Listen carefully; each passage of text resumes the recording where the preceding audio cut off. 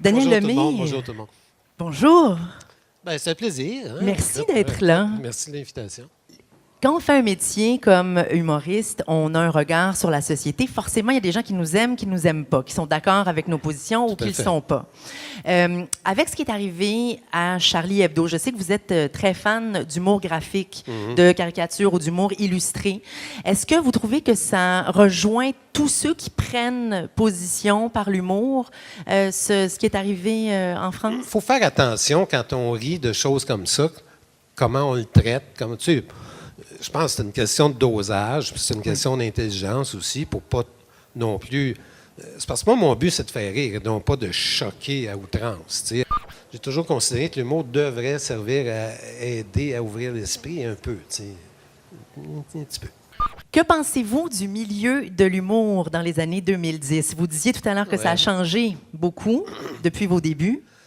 Autre temps, autre mœurs. Tu sais, à un moment donné, tu ne peux pas commencer à dire ben c'est plus comme dans mon temps, c'est pas correct. C'est pas la question. C'est juste qu'à un moment donné, je trouve qu'en ce moment, l'offre dépasse la demande. Puis là, bon. L'offre est très abondante. Ben, ça m'apparaît un petit peu problématique. Mais c'est beaucoup plus un problème de producteur que d'humoriste en tant que tel. Tu sais. Avec l'humour, les chanteurs, les chanteuses et tout ça, on a l'impression qu'à peu près la moitié du Québec est dans le show business.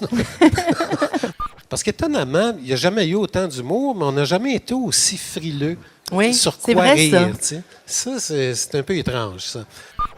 Une chose qui est différente, par contre, c'est avec les réseaux sociaux, avec Internet, le temps de réaction est beaucoup plus rapide, puis on a accès aux humoristes beaucoup plus. Donc, s'il y a quelque chose qui nous déplaît, on peut en faire un scandale assez vite sur le net. Et les humoristes, il y a certains humoristes qui le savent vraiment, pour ne pas nommer Mike Ward. Mais ça, c'est une réalité qui a changé beaucoup. Oui, tout à fait. Mais il y a beaucoup de démagogie là-dedans, parce que, tu sais, tu as beaucoup de journaux qui, d'ailleurs, je ne comprends pas qui a le droit de s'appeler un journal encore. Enfin, bref, il ne nommera pas. Mais qui profitent du fait que l'humour est très populaire pour créer des controverses comme ça. T'sais. Donc, ça fait vendre la copie, ça fait...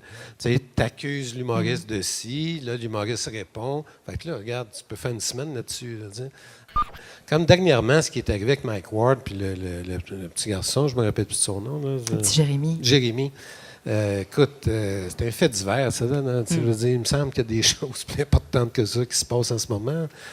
Qu'est-ce qui vous fait rire, vous? Moi, il y a plein de choses qui me font rire.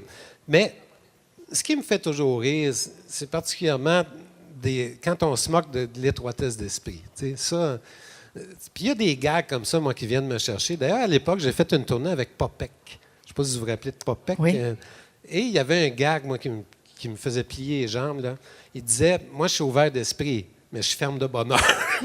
Ça, j'adore ce genre de gag. Oui. Enfin.